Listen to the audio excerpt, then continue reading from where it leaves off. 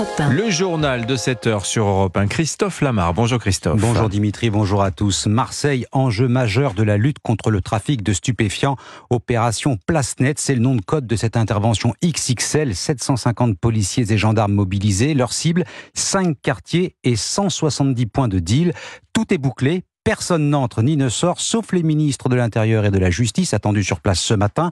Europe 1 a choisi d'aller à la rencontre des enquêteurs de terrain. Un constat, entre flics et voyous, la lutte est inégale. Puisque l'argent est le nerf de la guerre, il faut pouvoir taper les trafiquants au portefeuille tout de suite. Reportage Stéphane Burgat. Crise de vocation pour les services d'enquête depuis 2 ans maintenant et ce n'est pas prêt de s'arranger, déplore le porte-parole national du syndicat Alliance, Rudy Manin. Imaginez que vous avez travaillé pendant 8 mois sur un dossier, vous avez des avocats en face, il y a une erreur dessus, ils vous cassent la procédure, c'est vachement rabaissant. Beaucoup rentraient dans la police il y a 15 ans pour mener des enquêtes à bout après des filatures. Aujourd'hui, plus personne ne veut faire ça dans la police. Et selon lui, il serait utile de s'inspirer de la méthode italienne. Ils n'attendent pas que la procédure soit finie pour saisir tous les biens du mis en cause. En France, tant que la procédure n'est pas finie, on ne peut pas saisir. Et vous avez des procédures qui peuvent durer jusqu'à 7 ans. Et ça, c'est pas normal non plus. Et pourquoi pas aussi importer le système des repentis pour briser l'omerta dans les cités, plaide Bruno Bartosetti d'unité SGP Police pour la zone sud. S'ils veulent coopérer avec nous, il faut des garanties pour bien les protéger, mais protéger aussi leur famille, partir sur un changement d'identité. Il y a encore beaucoup de chemin à parcourir. De toute façon, on ne peut pas rester dans cette position, il faut aller beaucoup plus loin. Les enquêteurs qui font part aussi de leur frustration face aux boutiques Uber Sheet sur les réseaux sociaux à portée de clic, mais pourtant inatteignables. Un reportage Stéphane Burgat, correspondant d'Europe 1 à Marseille.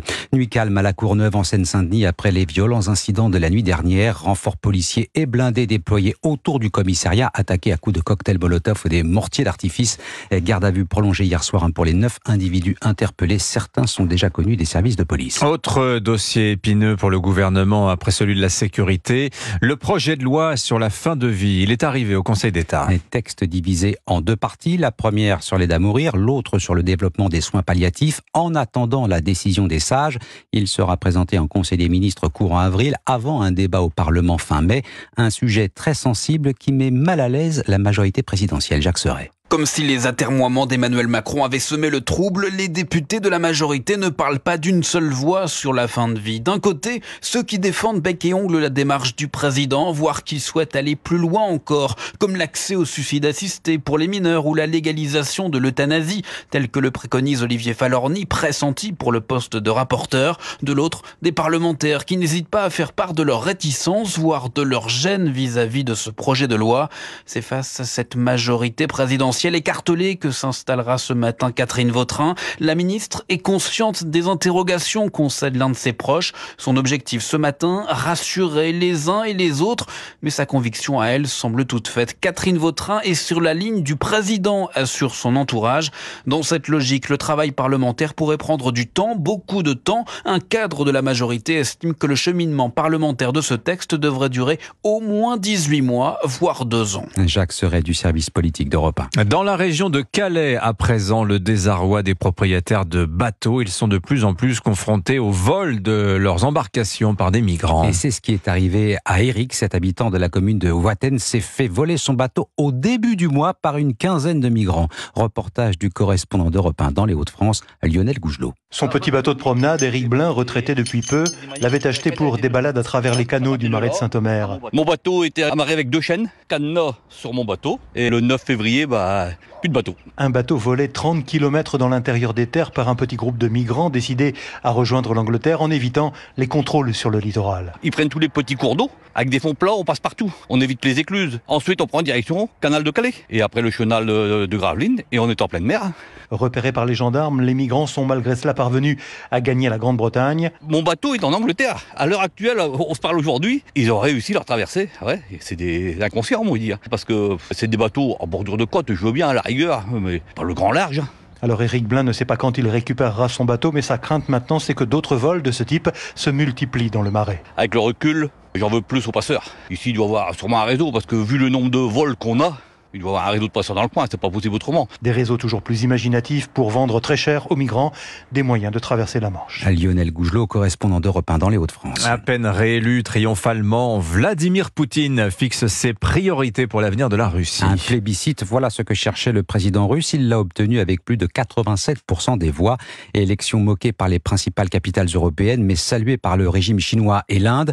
Vladimir Poutine s'est offert une immense fête sur la place rouge à Moscou hier. Célébration et courte allocution pour définir les contours de son 5e mandat à la tête de la Fédération de Russie. Nicolas Tonev. Oui, première priorité, la conquête partielle ou totale de l'Ukraine. Le concert d'hier soir sur la place rouge fêtait les 10 ans de l'annexion de la Crimée.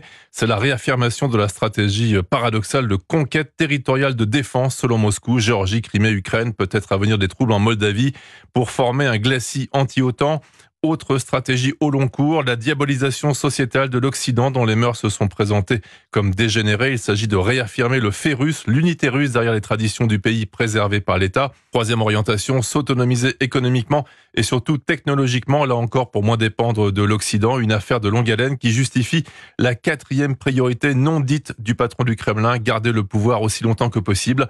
À la fin de ce mandat, en 2030, Vladimir Poutine aura régné plus longtemps que Staline lui-même et resté au Kremlin le protège des poursuites judiciaires promises par les familles des opposants assassinés et des victimes des guerres de Tchétchénie, d'Ukraine ou de Géorgie. Nicolas Tonev, spécialiste de la Russie à Europe 1. Et puis c'est la semaine nationale de lutte contre le cancer. Et voilà la question que l'on pose ce matin sur Europe 1. Est-ce que l'un jour on sera en mesure de guérir tous les cancers ? 160 000 Français en meurent chaque année. Première cause de mortalité chez les hommes, la deuxième chez les femmes. Les traitements, la recherche ont considérablement progressé ces dernières années. Mais cette question, c'est vrai, revient très souvent, Yasmina Katou. Est-ce que l'on peut espérer un jour vaincre la maladie sous toutes ses formes ? Eh bien, la réponse est oui, selon Steven Le Gouil, directeur de l'ensemble hospitalier de l'Institut Curie. Je pense qu'un jour, nous pourrons rendre tous les cancers curables. Si le professeur en hématologie est si optimiste, c'est grâce aux progrès réalisés ces 10 dernières années. La recherche avance à grands pas, notamment sur l'immunothérapie, qui a sauvé des milliers de malades que l'on pensait condamnés. On est capable maintenant de manipuler le système immunitaire pour le rendre capable de reconnaître et de détruire les cellules tumorales. L'espoir repose aussi sur l'intelligence artificielle. Par exemple, à l'Institut Curie, grâce à l'IA, les biopsies sont analysées 10 fois plus vite qu'au microscope. Par ailleurs, des innovations futures permettront de dire si un traitement est efficace chez un patient avant même de l'administrer. De plus en plus de traitements arrivent. L'idée est là de pouvoir faire des tests de traitement grâce à des cellules du patient mises en culture, pouvoir prendre en compte les mutations, toutes les anomalies, pouvoir le modéliser dans un ordinateur pour faire un petit peu simple, et donc pouvoir anticiper et choisir d'emblée un traitement dont on a tous les arguments pour penser qu'il sera optimal. Cette avancée majeure doit arriver dans les toutes prochaines années dans les centres de lutte contre le cancer. Yasmina Katou, spécialiste santé à Europe 1. Un mot de football, une absence tient remarquée en équipe de France, celle d'Antoine Griezmann, forfait sur blessure. L'attaquant va manquer les 2 rendez-vous amicaux face à l'Allemagne samedi et le Chili mardi prochain. Une première pour le joueur, après 7 ans de présence ininterrompue chez les Bleus. Voilà, puis on parlera aussi un petit peu de la tenue des Belges pour la prochaine les Belges, les Diables Rouges ne joueront pas en rouge et noir, ils joueront en haut bleu ciel et short marron couleur pour rendre hommage à Tintin. Voilà pendant l'Euro. C'est assez sympa, c'est assez réussi. Merci beaucoup Christophe Labarre, c'était votre journal. Il est 7h09 sur Europe 1 à suivre l'édito.